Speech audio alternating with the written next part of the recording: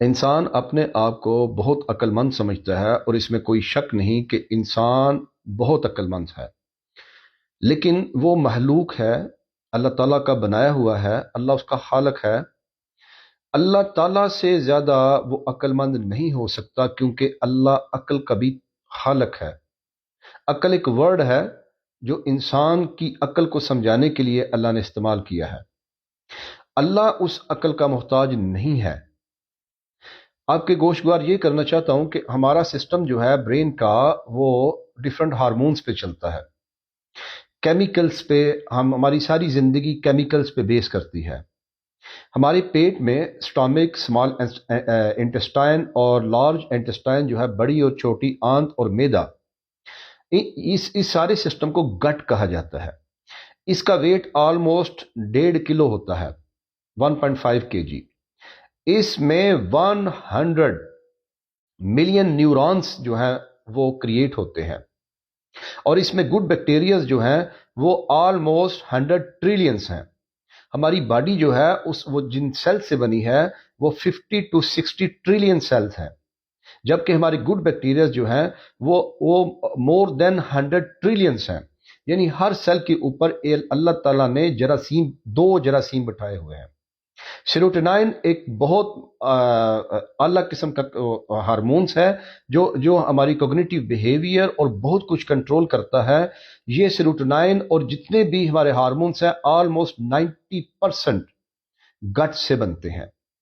اب انسان کو اللہ تعالیٰ نے جو عقل دی ہے، جو وزڈم دیا ہے، جس سسٹم پہ انسان کی باڈی بیس کر رہی ہے، آپ جانتے ہیں کہ آپ کی چھوٹی اور بڑی آنت سے وہ تحلیق پا رہا ہے۔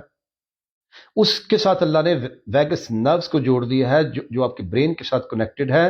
انسان کو اللہ تعالیٰ قرآن میں کہتا ہے کہ تو انسان، ہم نے تجھے مٹی سے بنایا، پانی سے بنایا اور لوتھڑے سے پیدا کیا، اور دیکھتے ہی دیکھتے اتنا جھگڑالو ہو گیا کہ ہماری ذات کے بارے میں جھگڑنا شروع کر دیا۔ اللہ کہتا ہے انسان کو چاہیے کہ وہ دیکھے وہ کس چیز سے بنا ہے۔ جب انسان ایک دفعہ انٹرکورس کرتا ہے تو آلموسٹ وہ 30 بلین سپرمز جو ہے وہ ایجیکولیٹ کرتا ہے۔ کسی ایک سپرم سے انسان پیدا ہوتا ہے۔ آپ، میں اور جتنے بھی لوگ پیدا ہوئے ہیں ایک سپرم سے پیدا ہوئے ہیں۔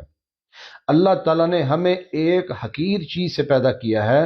ابھی آپ سپرم کو دیکھیں، سپرم کو آپ خوردبین سے دیکھیں تو دیکھیں کہ انسان کی اوقات کیا ہے۔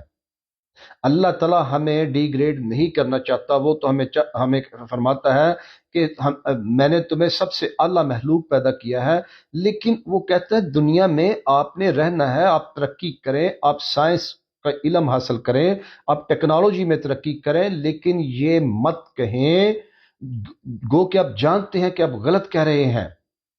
آپ یہ مت کہیں کہ خدا کی کائنات میں، زمین میں، آپ کی زندگی میں، آپ کی دنیا میں کوئی انٹروینشن نہیں۔ یہ سب سے بڑی، اللہ تعالیٰ اس کو فرماتا ہے، یہ جہالت ہے۔ تمام چیزوں کا آپ کہتے ہیں ہر چیز کا پیدا کرنے والا کوئی نہ کوئی انسان ہے، ہر انوینشن کے پیچھے کوئی نہ کوئی انسان ہے، لیکن آپ کو بھی کسی نے پیدا کیا ہے۔ پرابلم یہ ہے کہ انسان یہ سوچتا ہے وہ اتنا عقل مند ہے، اتنا عقل مند ہے کہ وہ سب کچھ کر سکتا ہے۔ جب سب کچھ کر سکتا ہے پھر روتا کیوں ہے؟ پھر ہنستا کیوں ہے؟ ہر روز ہنستا کیوں نہیں؟ بیمار کیوں ہوتا ہے؟ پھر اس کی اولاد کو تکلیف کیوں ہوتی ہے؟ اس کی وائف کو تکلیف کیوں ہوتی ہے؟ وہ والے ٹارگٹ حاصل کیوں نہیں کر سکتا جس کے لیے وہ زندگی کھپا دیتا ہے؟ انسان عاجز ہے، نہیں مانگتا اس کی مرضی۔ اللہ تعالیٰ بہت متکبر ہے۔